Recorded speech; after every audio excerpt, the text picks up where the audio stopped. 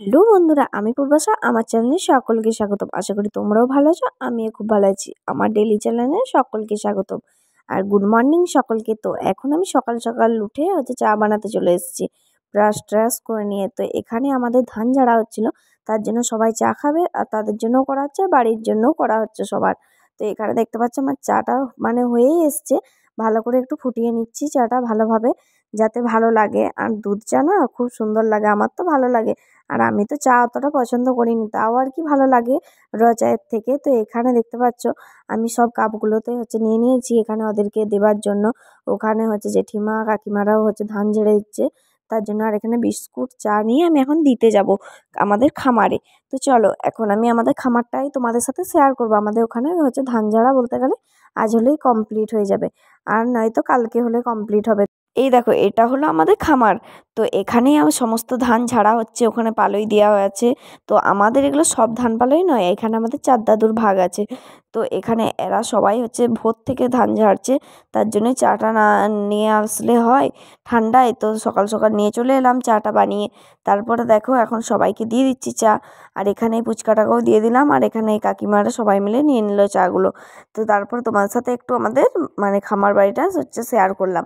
আর কি জানো তো, এখানেই ধান ঝাড়া হয়, ধান পালই দেওয়া হয়, খড় পালই দেওয়া হয়, সমস্ত কিছু। আর এখানে বাঁশবাগানটা না এত সুন্দর লাগে, বাঁশবনে ঘেরা পুরো। আর এই দিকটা পুরো বাঁশবন, এইদিকে কোনো ঘরও নেই, কোনো কিছু নেই। আর এখানে আর একটা জেঠু আর জ্যাঠাইমারা ঝাড়ছিল। তো এটা ওরা নতুন করে খামার বানিয়েছে, কারণ ওদের জায়গা ছিল না, তো তার জন্যে। আর দেখতে পাচ্ছ কত সুন্দর জায়গাটা, আমার তো খুব ভালো লাগছিল।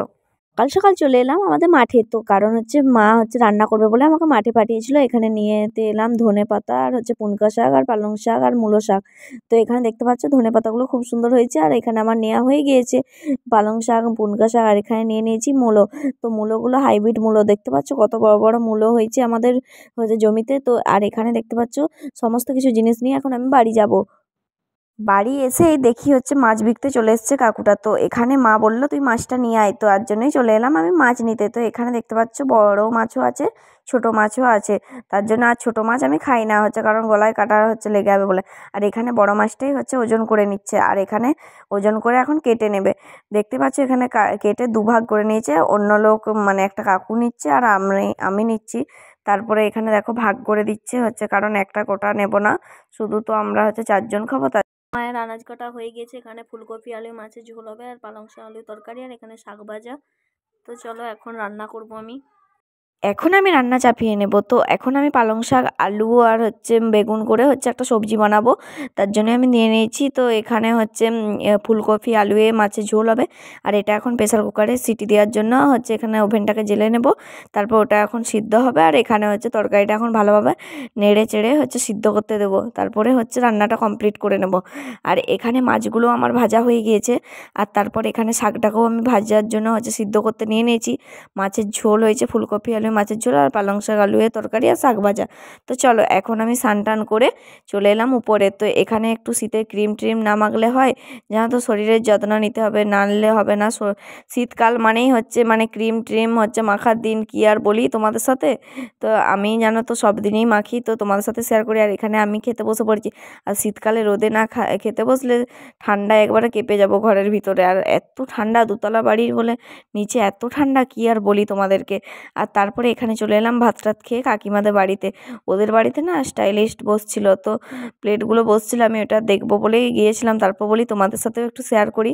তো কেমন হয়েছে একটু কমেন্টে জানিও, আমার তো খুব ভালো লাগছে। একটাই রুম বানিয়েছে, আর খুব সুন্দরভাবে দেখো প্লেটগুলো এত সুন্দর লাগছে, আমার খুব সুন্দর লাগছিল। তো এটা হলো কাকিমাদের বাড়িতে উপরের একটা রুমে, তো খুব সুন্দর হয়েছে।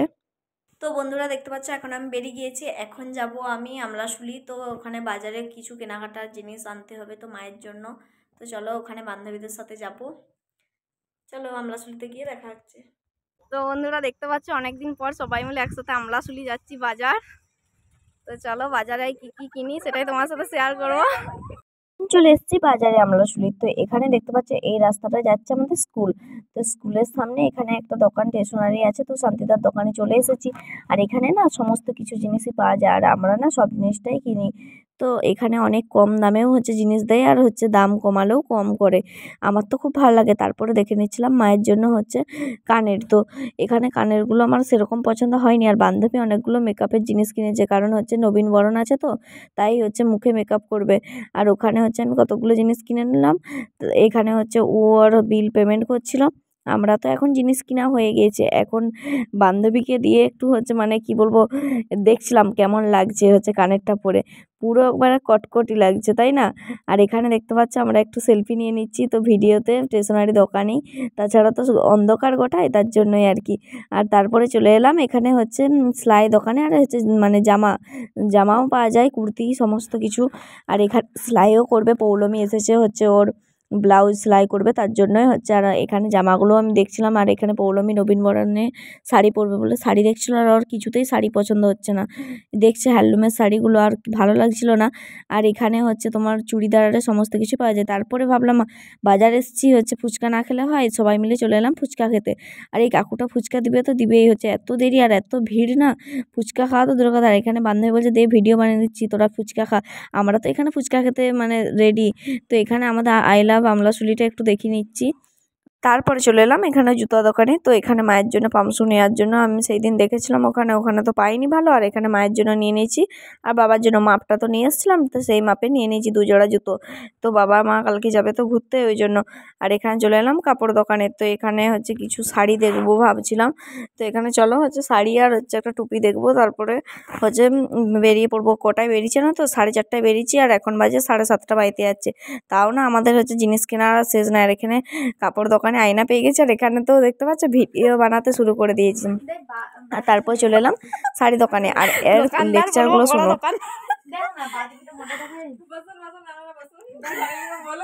এই যে দাও টেকনা দেখাইনি।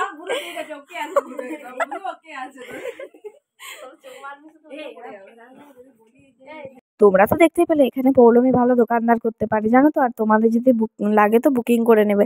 তো এখানে আমি শাড়িগুলো দেখছিলাম, সেরকম অতটা ভালো লাগছিল না কালারগুলো। তো হচ্ছে দমেই মানে কি বলবো, অনেকটা হালকাও হয়ে যাচ্ছে আর একটা ডিপও হয়ে যাচ্ছে।